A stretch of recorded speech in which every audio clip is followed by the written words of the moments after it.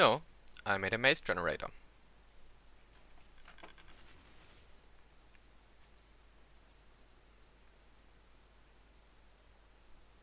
That looks nice. These are both valid mazes, and the redstone behind it looks pretty complicated. You might notice this one is much more compact than this one, and that's because this one cheats a bit. It has a few walls that cannot open, while with this one each and every wall can open.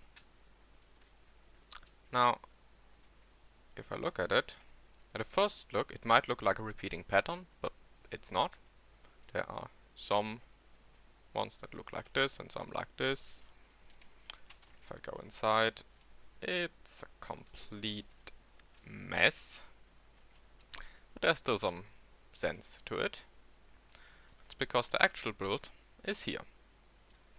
These are the templates I made, which include simple walkway, a two-way randomizer that selects one of two ways to go, and a three-way randomizer which selects one of three ways to go. The tall one uses all of these, while the more compact one, it only uses the two-way randomizer, and instead of the three-way randomizer it just picks one of the three sides to never open. So I have all of these components, and they get assembled into this big maze. Pretty amazing. So, how can we use these components to generate valid mazes? For that, I'm using an improved version of dqvrtc's Hilbert look-ahead algorithm. My algorithm begins by choosing the size. In this case, a maze that is 8 tall and 12 wide. First step is then to generate a space-filling curve of that size. Now dqvrtc uses a Hilbert curve, which only works for squares, but there are also other space-filling curve algorithms. Any will work. The more chaotic it looks, the better our maze will be. Next step in the algorithm is for each cell to detect which directions get you to a point that's later in the curve than the current one. So for example, following the curve is an accepted route. It gets you to a position 1 later.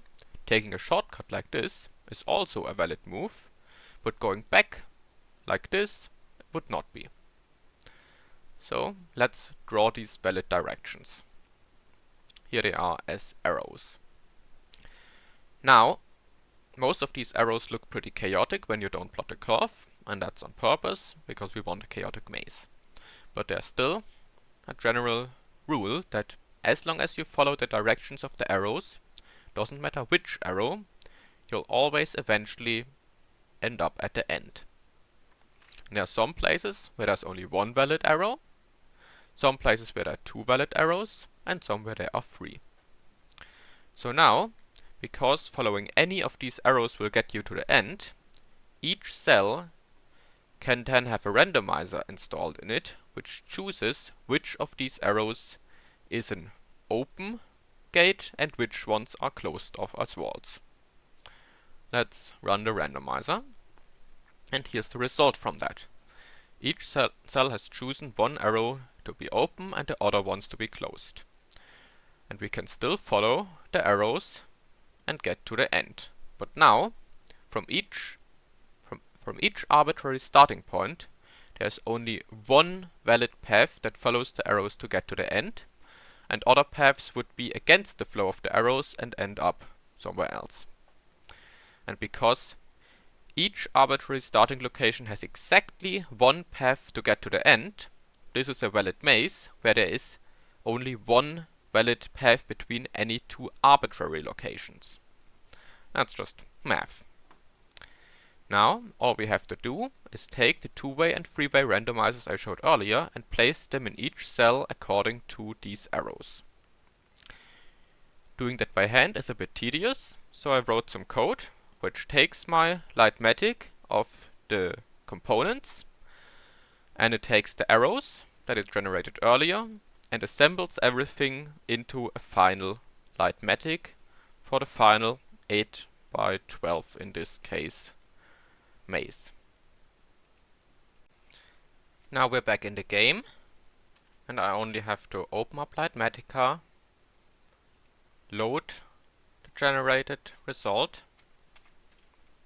turn on rendering, and here we have our 8 by 12 maze that we generated. You can paste it in, press the button, and it works.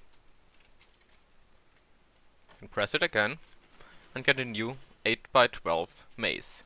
And I know that there will always be exactly one valid path, because that's what the underlying algorithm creates. Now, if you want to use these mazes in one of your worlds, I've got a download with mazes of different sizes and the templates, and I can also provide a script where you can input any arbitrary numbers for whatever size of maze you want. You can also edit these templates and save the resulting Lightmatic if you know how to use Lightmatica that way, and then generate mazes with other components if you want. For example, if you come up with a more compact three-way randomizer, which I'm pretty sure should be doable, you can make a much more compact version of this maze. Or if you just want to change the way it looks, that's also possible. I also have some other maze components. These ones are for a 4x4 grid instead of a 2x2, and they have a true three-way randomizer, which is not as crazy tall, but much wider. That's some interesting 4x4 maze.